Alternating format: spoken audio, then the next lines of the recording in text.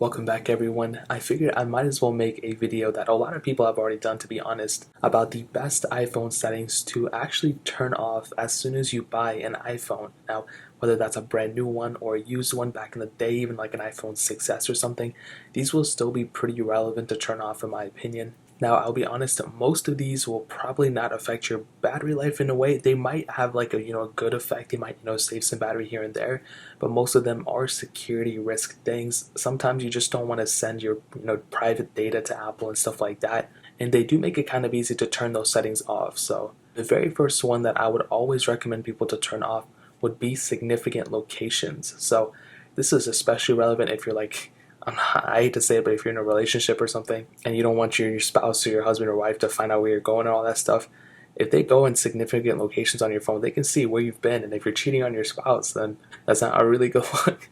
So in order to turn this off, you want to go into your settings. You want to go down into privacy, which is right here. You want to go down or go up to location services, which is right there. And then at this point, you want to scroll down until you see system services right here. So once you see that, you want to click on that, and then you'll go ahead and see right here after all these things, you can go and click significant locations, which is right here. And once you're here, you'll probably have like a bunch of different addresses right here. Sometimes it's different, sometimes, there's nothing. Most of the time, you'll probably have a bunch of things here. On my personal device, I have a bunch of different addresses. And what you can do then is you can click on them and it'll give you a lot more detail on where that at, about where that location is. It even gives you the Apple Maps so you can see exactly where it's at. And if that makes you really uncomfortable, you can go ahead and turn this off, which I would recommend a lot of you guys to do. It just helps clean it out in my opinion, and it just makes it a kind of less processes to run on your phone in my opinion. So that one is a really good one. I would highly recommend everyone to turn that one off. Now the next one I would recommend turning off is iCloud Analytics. So what this does is that pretty much, it's another one of those things. It just sends data up to Apple so they can go ahead and look at it and all that stuff. So in order to do it, all you have to do is go into settings, which is right here. You want to go into privacy once again, and you want to scroll down until you find analytics, which is right here. And you'll find a lot of these different options. Now it'll go ahead and say share iCloud Analytics. What you can do is go ahead, usually it's probably going to be like that. You can go ahead and toggle this off. And that's another one of those examples of exactly how to turn these things off. And that's a really important one. Again, it's not like a crazy one, but again, it's one of those things that if you have it enabled, it's just sucking up a little bit more information and a little bit more power from your device. And I would highly recommend you guys to turn this one off. Now the next one is also kind of in line with a lot of these other things, but more so about the notifications.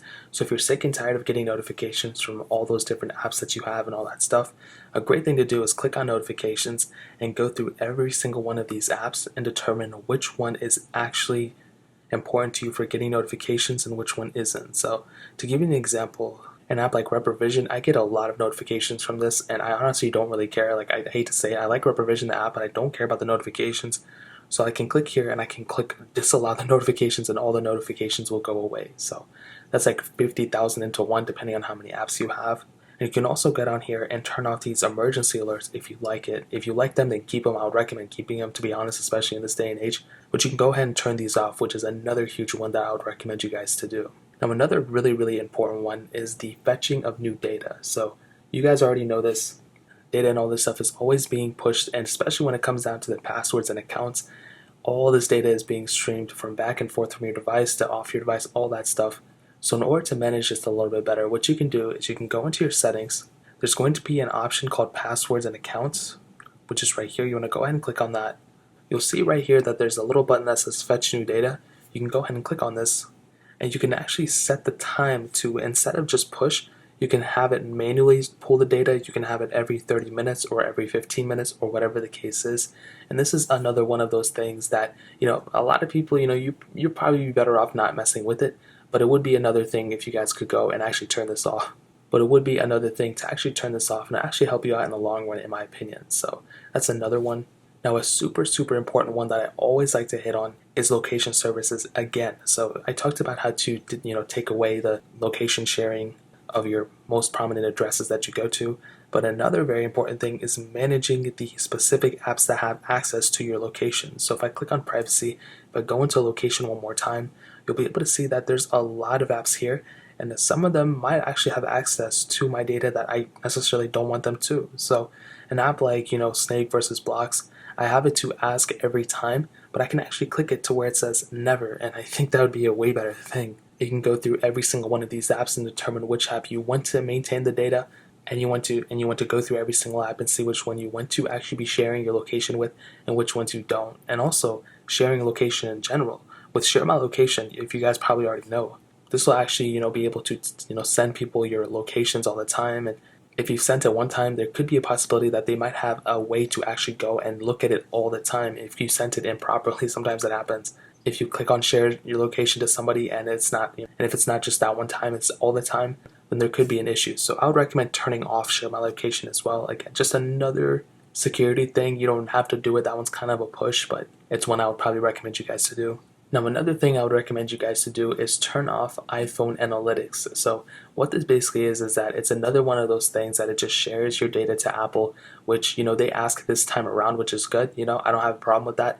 And if you guys actually like getting tailored ads and all that stuff, it might be better if you actually keep it on. But, for a majority of people, I think you'd probably want to keep it off anyway. So what you want to do there is you want to go into your settings. You want to scroll down into privacy once more. We've been to privacy a ton in this video. You want to scroll down yet again into analytics, and right there, if you see up top, you'll see that I do have my Share iPhone analytics. And like I stated before, what this basically does is that it just sends a streamline of data straight to Apple so they can go and use the data for other means. Now, it's not, I don't think they're like hacking or trying to do some weird stuff. I don't think they're doing that. I think they're just trying to tailor the experience better for Apple users and possibly give you better ads and all that stuff, for other third-party people. So what you can do here, if you don't like what this is, you can go and turn it off. You can also go into your analytics data right here and see a bunch of different things. And it's funny that we have AltStore right here because I have AltStore installed. And it's funny, you can go through all this stuff and see tons of different information, which is so crazy because this is your data from your phone. And it's actually right here, which is insane. So that's another one I would highly recommend you guys to do. Now, this last one, I kind of had to throw in here because I personally turn it off every single time I get an iPhone, and that is Hey Siri. So I saved this one at the end because it's like one of the lighthearted ones. If you go into Siri, basically if you hate every single time you say Hey Siri, your phones are probably going off, and it's like just such an annoying process, I'd recommend you guys to turn it off. And in order to do that, all you have to do is go into settings, obviously, go into Siri and search, and you want to scroll down. Actually, you don't even have to, it's right here. The very first thing, Apple knows that people probably want to turn it off first. You can actually listen for Hey Siri, you can turn that for off, and most people have it on. You can turn it off, so now every single time someone says Hey Siri or something that even sounds remotely close to it, your phone will actually not be triggered to turn on, which is really cool. So that's another one. I literally hated that so much, and I finally turned that off. And another one you can actually turn off if you want to, and it'll save probably a little bit of battery life, is actually raise to wake. So that's another one. That's kind of a push again. Those two, Siri and raise to wake, those are totally, whether you like it or not. But the other ones I'd probably recommend turning off. But these ones, they're totally okay whether you have them on or off. Now, raise to wake, if you guys don't know, basically if you have it enabled, every time you pick up your phone from your desk, it'll turn on, which kind of sounds like a good idea, but it does get a little weird, a little too fast. And sometimes if you're, running with your phone in your hand or you're walking somewhere, it might trigger the screen to turn on.